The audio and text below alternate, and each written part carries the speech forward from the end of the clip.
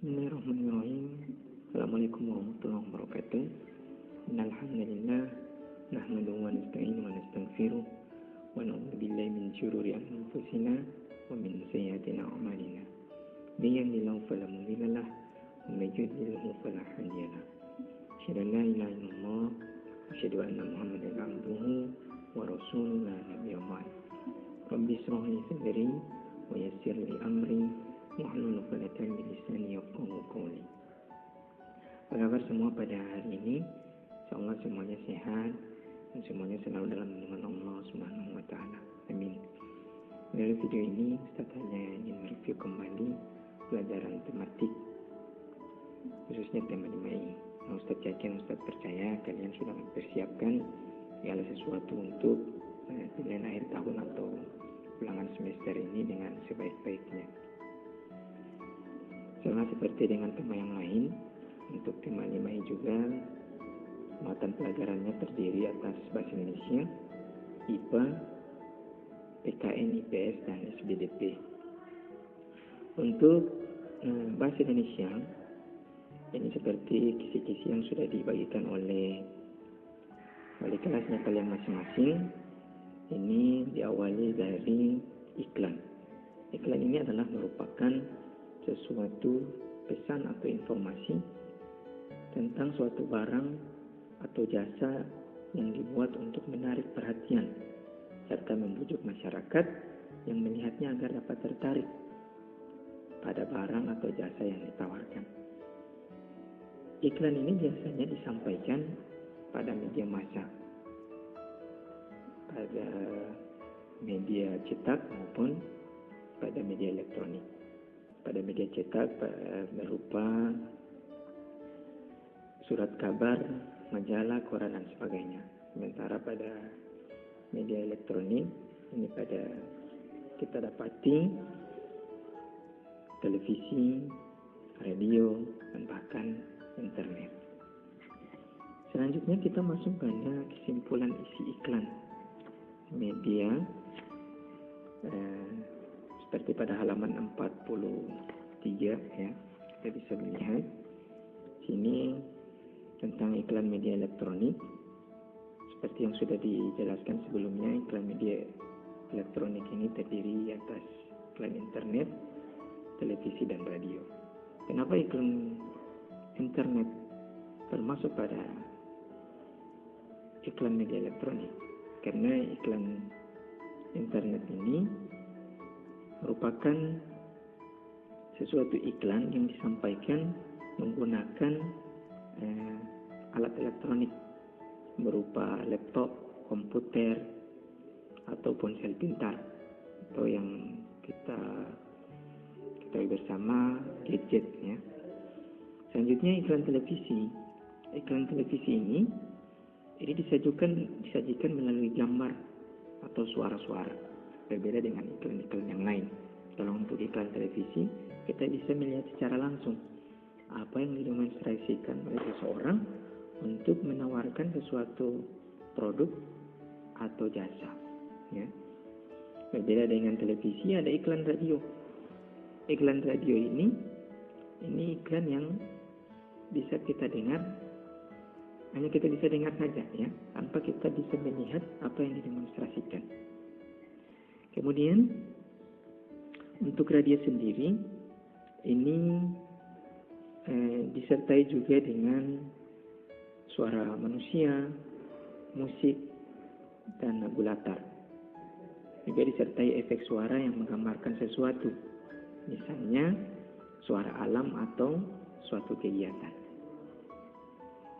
Kita masuk pada kelebihan dan kekurangan. Setiap media cetak maupun media elektronik ini mempunyai kelebihan dan kekurangan. Khusus untuk media cetak, ini kelebihannya adalah lebih rinci dalam menyampaikan informasi, lebih mudah disimpan dan dokumentasikan oleh pembaca. Kemudian pembaca dapat mempunyai banyak waktu luang untuk mencerna maksud dari iklan. Kelebihannya juga dapat kita baca di mana saja dan kapan saja. Ya. Untuk kekurangan pada media cetak, ini majalah tabloid atau surat kabar biasanya hanya dibaca sekali saja, kemudian cepat ditinggalkan atau bahkan dibuang. Jadi tidak bisa dinikmati. Jadi ketika selesai sudah dibaca, ini sudah bisa dapat dibuang. Ya. Kemudian untuk kelebihan dari media elektronik, pada iklan internet ini aksesnya sangat luas. Dapat dilihat oleh pembaca dari dalam maupun luar negeri. Jadi bukan hanya orang Indonesia saja yang bisa mengakses internet. Semua negara bisa. Target pembaca yang sangat lebih spesifik. Kekurangan pada iklan internet ini hanya bisa diakses oleh konsumen yang menggunakan internet saja.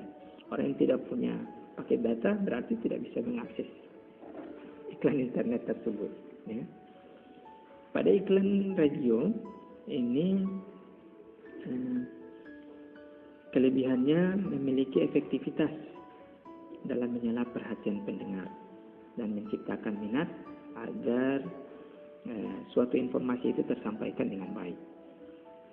Kekurangannya, ini radio tidak dapat mendemonstrasikan produk yang diiklankan. Kita tidak bisa melihat secara langsung siapa yang mendemonstrasikan. Kita hanya bisa mendengarkan saja.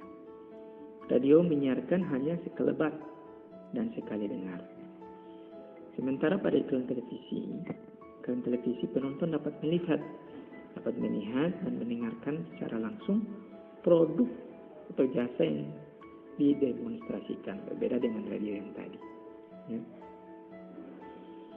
Televisi memungkinkan untuk menjangkau banyak orang pada tingkat nasional atau regional dalam waktu yang sangat singkat. Kekurangan dari iklan televisi, ini televisi kekurangannya menyiarkan hanya sekelebat saja dan sekali dengar.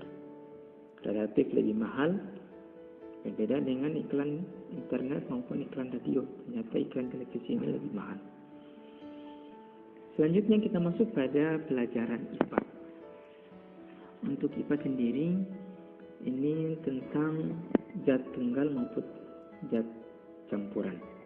Untuk zat tunggal adalah merupakan zat yang komposisinya terdiri atas zat-zat yang sifatnya sama. Beberapa contoh, misalnya air, belerang, oksigen, dan karbon. Selain zat tunggal, terdapat juga campuran. Zat campuran adalah zat yang terdiri dari gabungan dari dua atau lebih zat yang berbeda. Salah satu contoh misalnya adalah air laut. Kenapa air laut termasuk campuran? Karena dalam air laut terdapat garam. Campuran ini terbagi atas dua, yaitu campuran homogen dan heterogen. Campuran homogen adalah merupakan campuran dari dua atau lebih zat tunggal yang tercampur secara merata, sehingga setiap bagian campuran memiliki sifat yang sama. Jadi sudah tidak bisa dapat dilihat lagi. Salah satu contohnya adalah air dengan garam.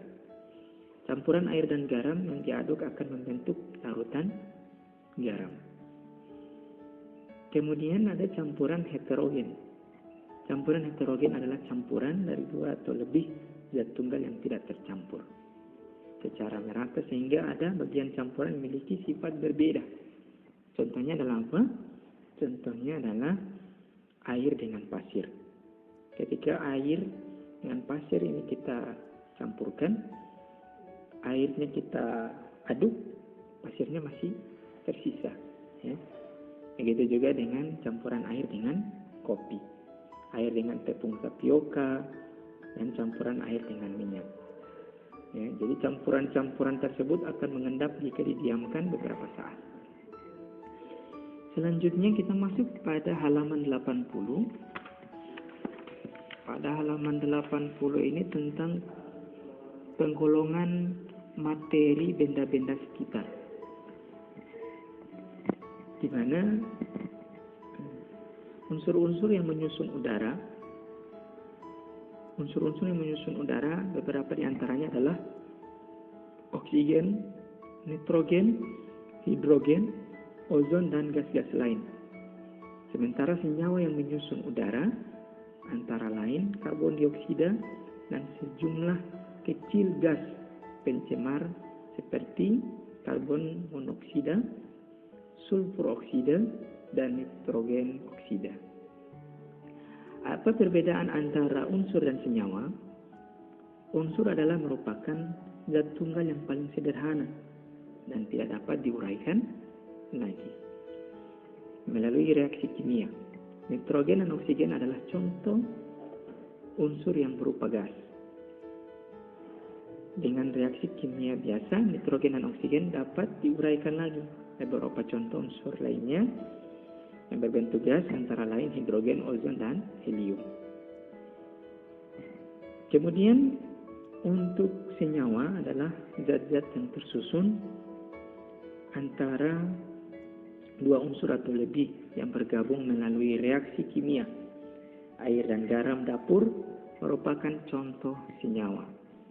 Air tersusun dari dua jenis unsur, yaitu hidrogen dan oksigen. Jadi itu untuk muatan pelajaran IPA di kisi-kisi yang sudah dibagikan. Selanjutnya kita masuk pada pelajaran PKN. PKN ini diawali dengan Pancasila. Tentunya kalian sudah menghafal butir-butir atau sila-sila yang terdapat pada Pancasila. Khusus pada Pancasila ini kita ambil untuk sila yang ketiga, yaitu Persatuan Indonesia. Kenapa Persatuan Indonesia? Karena khusus di tema 5 ini banyak mengandung pelajaran tentang persatuan dan kesatuan di kehidupan kita sehari-hari. Untuk persatuan dan kesatuan ini juga, ini jelas ya, sangat berpengaruh untuk kehidupan kita, baik kehidupan kita pribadi maupun ketika kita berbaur dengan masyarakat luar. Contoh misalnya ketika kita berbeda agama dengan teman, ya, misalnya kita Muslim, kemudian teman kita non-Muslim. Ini bagaimana caranya kita untuk menjaga persatuan dan kesatuan ini? Tentunya kita dapat menghargai apa yang menjadi agamanya mereka. Seperti semboyannya kita Indonesia, yaitu Bhinneka Tunggal Ika, ya, berbeda-beda tetap satu. Jadi untuk itu persatuan dan kesatuan ini sangatlah sekali lagi berpengaruh untuk kehidupannya kita. Ya. Sementara hidup rukun, kita lihat di halaman 62. Hidup rukun ini juga sangat berpengaruh, ya. Selain persatuan dan kesatuan, ternyata juga hidup rukun ini sangat berpengaruh untuk kehidupannya kita sendiri maupun orang lain. Hidup rukun adalah merupakan di mana kita harus hidup saling menghargai dan menghormati antar manusia dalam hidup berdampingan dengan orang lain. Ya.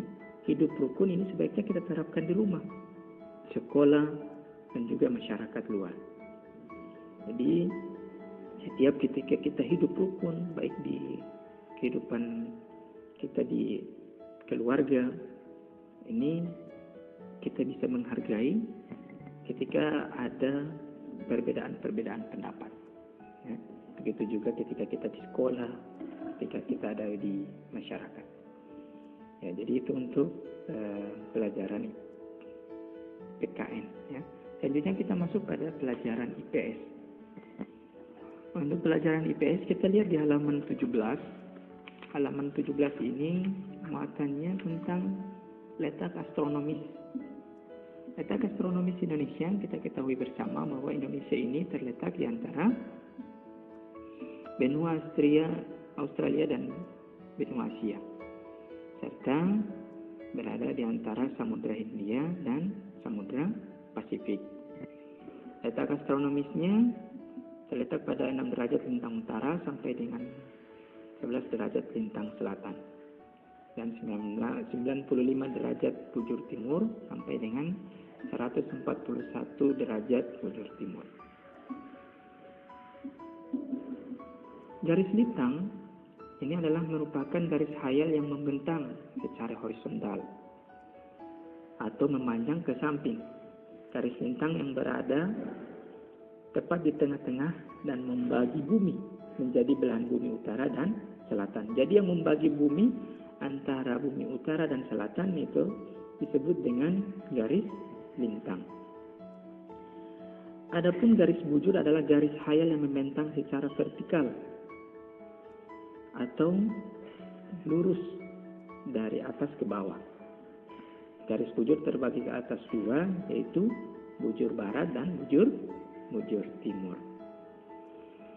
Selanjutnya kita masuk pada jenis usaha dalam kegiatan ekonomi di halaman 58. Pada halaman 58 ini jenis kegiatan ekonomi masyarakat yang ada di Indonesia. Di antaranya adalah pertanian, kemudian perkebunan, perdagangan, pertambangan, perhutanan, perikanan, perindustrian, dan peternakan. Ini adalah merupakan jenis-jenis usaha dalam kegiatan ekonomi. Karena kita ketahui bersama bahwa Indonesia itu sangat kaya dengan sumber daya alam. Kalau pertanian tersendiri ini memiliki lahan yang subur serta iklim yang mendukung untuk bidang pertanian. Hasil pertanian Indonesia misalnya padi, sagu, umbi-umbian, dan palawija. Selanjutnya ada perkebunan. Perkebunan ini banyak dilakukan di wilayah dataran tinggi. Kenapa dataran tinggi? Karena Indonesia sendiri kita ketahui bersama rawan dengan yang namanya banjir. Ya. Kemudian juga di dataran tinggi tanahnya sangat subur. Contohnya seperti perkebunan tebu, kapas, tembakau. Ada juga tanaman tahunan, ya, seperti teh, pala, kelapa, karet, dan kelapa sawit. Kemudian ada yang namanya perdagangan. Perdagangan ini sering kita dapati misalnya di pasar, di minimarket, ataupun di sebagainya. Ya. Selanjutnya pada pertambangan. Pertambangan ini adalah usaha masyarakat menggali dan mengelola sumber daya alam berupa barang tambang dalam bumi. Ini Indonesia ini sangat kaya, ya, sangat kaya, apalagi yang namanya pertambangan. Bahkan Indonesia mempunyai salah satu pertambangan yang terkenal di seluruh dunia, itu Freeport. Ini pertambangan yang sangat besar. Kemudian masuk pada perhutanan.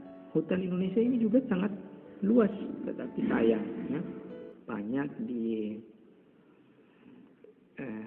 banyak dilakukan penebangan secara liar, sehingganya terganggulah ekosistem yang ada dalam hutan tersebut. Kemudian juga ada perikanan. Perikanan ini namanya juga Indonesia terkenal dengan negara kepulauan. Jelas banyak ikan yang ada di perairannya kita, khususnya yang ada di Indonesia. Kemudian juga ada yang namanya industri. Usaha perindustrian merupakan kegiatan usaha yang mengolah bahan mentah menjadi bahan setengah jadi atau barang jadi dengan memanfaatkan sumber daya di sekitar. Salah satu contohnya misalnya adalah kertas. Kertas itu kan awalnya dari pohon, ya. Kemudian pohon diolah kemudian menjadi kertas. Selanjutnya kita masuk pada jenis usaha yang dikelola perseorangan maupun kelompok. Jadi usaha ini dapat dikelola oleh perseorangan maupun kelompok. Kita lihat seperti di halaman 63. Contoh jenis usaha perseorangan antara lain pertanian dan perkebunan. Ya. Usaha pertanian biasanya dikelola perseorangan oleh seorang petani. Kemudian perdagangan dikelola perseorangan biasanya dilakukan oleh warung misalnya, pedagang kaki lima, ataupun pedagang keliling, bahkan pedagang online. Kemudian ada jasa. Jasa ini juga dikelola oleh perseorangan. Contohnya, misalnya seorang tukang cukur sederhana. Jika memilih usaha memiliki modal lebih, ia dapat mengembangkan usahanya sesuai dengan keinginan menjadi kedai yang cukup besar. Dokter, guru, polisi itu juga adalah merupakan jasa. Kemudian ada industri rumah tangga. Industri rumah tangga ini memiliki modal terbatas. Para pekerjanya juga berasal dari warga sekitar. Barang yang dihasilkan berupa makanan ringan ataupun kerajinan dalam skala kecil. Ya. Banyak kita bisa melihat contohnya, ya. Atau bahkan juga ada teman-teman kita yang mempunyai produksi melalui rumah tangga sendiri. Ya. Contohnya misalnya ada jual keripik, ya, atau cemilan-cemilan yang lainnya. Kemudian ada contoh dari jenis usaha yang dikelola oleh kelompok. Salah satu contohnya adalah koperasi, kemudian ada BUMN, BUMD, firma. Ya. Ini adalah merupakan contoh usaha kelompok. Dan ini usaha kelompok ini bukan hanya dilaksanakan oleh seorang saja, tapi dengan cara berkelompok. Kelompok ini berarti terdiri atas 2 atau lebih. Ya. Selanjutnya kita masuk pada kegiatan ekonomi terhadap kesejahteraan masyarakat, di mana di sini terdapat produksi, distribusi, dan konsumsi. Kita bisa melihatnya di halaman 91. Produksi adalah kegiatan mengolah bahan mentah menjadi bahan setengah jadi atau bahan jadi. Jadi ketika produksi ini berarti belum ada yang jadi, barangnya belum jadi dulu, kemudian diproduksi, kemudian menjadi setengah jadi atau bahkan sudah jadi. Produsen adalah orang yang melakukan kegiatan produksi. Kegiatan produksi memerlukan tenaga manusia untuk mengolah bahan mentah. Bahkan sekarang ini karena produknya juga sangat banyak, sehingga selain menggunakan tenaga manusia, sekarang kita sudah menggunakan. Kemudian adalah kita masuk pada distribusi. Distribusi ini adalah merupakan kegiatan penyaluran barang, jasa, hasil produksi kepada konsumen. Ketika selesai barang sudah diproduksi, kemudian sudah jadi barang yang untuk siap diedarkan, ada yang namanya distribusi. Distribusi ini orang yang mendistribusikan. Orang yang melakukan kegiatan distribusi disebut dengan distributor. Kegiatan distribusi yang merata membuat masyarakat di daerah pelosok dapat memenuhi kebutuhan hidupnya. Salah satu contohnya adalah apa? Misalnya orang yang kerja di pengiriman-pengiriman, contohnya di JNT, JNE, dan sebagainya. Kemudian ada yang namanya konsumsi. Setelah produksinya selesai, kemudian sudah diantar, jelas yang terakhir menikmati adalah konsumen, atau yang disebut dengan konsumsi. Konsumsi adalah kegiatan memanfaatkan dan menggunakan hasil produksi, barang dan jasa untuk memenuhi kebutuhan hidup. Jadi misalnya kita memesan online, ya. Misalnya kita memesan online, misalnya makanan, ya. Ketika makanan kita pesan, itu diproduksi dulu kan. Produksi misalnya nasi goreng. Nasi gorengnya dimasak, kemudian setelah selesai masak, kita pesan Gojek atau Grab, ya. Kemudian didistribusi melalui Gojek atau Grab tersebut. Kemudian kita sebagai konsumsi, kita yang memakan pesanan tersebut. Seluruh proses kegiatan ekonomi saling berkaitan satu sama lain. Kesejahteraan dapat diraih jika seluruh proses tersebut bekerja dengan baik. Selanjutnya kita masuk pada pelajaran SBDP. Untuk pembelajaran SBDP ini kita mulai dengan tangga nada diatonis, mayor dan minor. Seperti di halaman 11. Kita lihat halaman 11. Tangga nada merupakan susunan berjenjang dari nada-nada pokok suatu sistem nada, misalnya do sampai do juga ya. Tangga nada yang paling banyak digunakan yaitu tangga nada diatonis. Tangga nada diatonis sendiri ini terdiri atas 7 nada dalam satu oktav yang menjadi dasar musik. Nada dimulai dari do, kemudian sampai juga dengan do. Susunan nada yang paling rendah sampai yang paling tinggi akan membentuk tangga nada. Tangga nada diatonis mayor ini adalah merupakan tangga nada yang memiliki jarak interval. Tangga nada mayor berfungsi sebagai nada dasar untuk aransemen musik. Ya. Jarak intervalnya 1, 1, 1/2, 1, 1, 1, dan 1/2. Tangga nada mayor diawali dan diakhiri dengan nada do. Contoh tangga nada misalnya bersifat gembira dan semangat. Jadi tangga nada mayor ini dinyanyikan dengan bersifat gembira dan semangat. Berbeda dengan tangga nada diatonis minor. Tangga nada diatonis minor ini jarak intervalnya 1, 1/2, 1/2, kemudian 1, 1, 1/2, 1, 1. Lagu dengan tangga nada minor bersifat sedih dan kurang bersemangat. Jadi kalau bersifat sedih dan kurang bersemangat itu adalah merupakan contoh dari tangga nada diatonis minor. Selanjutnya ada pencipta lagu. Pencipta lagu ini kalian coba cari-cari di tema-tema sebelumnya. Pencipta lagu khususnya menciptakan lagu kebangsaan ya. Misalnya ada lagu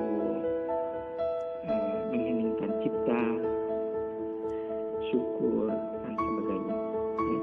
Jadi kita bisa melihat di sini perbedaan-perbedaan antara tangga nada diatonis mayor dan tangga nada diatonis minor. Selanjutnya kita masuk pada pola lantai. Khusus pada pola lantai pada halaman 49 ini ada berbagai macam pola lantai yang bisa kita lihat misalnya di seni tari kreasi. Ada pola lantai garis vertikal. Pola lantai garis vertikal ini adalah merupakan membentuk garis lurus ke depan atau ke belakang. Jadi kalau membentuk garis lurus ke depan atau ke belakang itu namanya pola lantai garis vertikal. Pola lantai ini terkesan sederhana tetapi tetap kuat. Kemudian ada pola lantai garis horizontal, membentuk garis ke kanan atau ke kiri. Pola lantai ini digunakan untuk tari tunggal, tari berpasangan, dan tari berkelompok. Kemudian ada pola lantai diagonal, membentuk garis ke sudut kanan atau ke kiri. Pola lantai ini lebih jarang digunakan oleh penari. Kemudian ada juga yang namanya pola lantai garis lengkung. Ini membentuk lingkaran, setengah lingkaran, atau angka 8. Pola lantai ini akan lebih terlihat jika penarik menarikan tari kelompok. Selanjutnya kita masuk pada seni rupa daerah. Pada halaman 85. Pada halaman 85, ini seni rupa daerah terdiri dari dua macam, yaitu seni rupa murni dan seni rupa terapan. Seni rupa murni merupakan seni rupa yang menghasilkan karya seni berupa benda hiasan. Contoh karya seni rupa murni yaitu lukisan dan patung, karena dia murni. Lukisan merupakan karya seni dua dimensi, sedangkan patung merupakan karya seni tiga dimensi. Ini murni dikerjakan sendiri. Kemudian ada yang namanya seni rupa terapan. Seni rupa terapan merupakan seni rupa yang menghasilkan karya seni berupa benda pakai yang memiliki nilai fungsi selain memperhatikan unsur keindahan. Contoh karya seni rupa terapan antara lain rumah adat, senjata tradisional, transportasi tradisional, dan seni kriya. Ini adalah merupakan karya seni rupa daerah. Jadi sekali lagi satu ulangi, karya seni rupa daerah ini terbagi atas dua, yaitu seni rupa murni dan seni rupa terapan. Oke ya, kita cukupkan sampai di sini.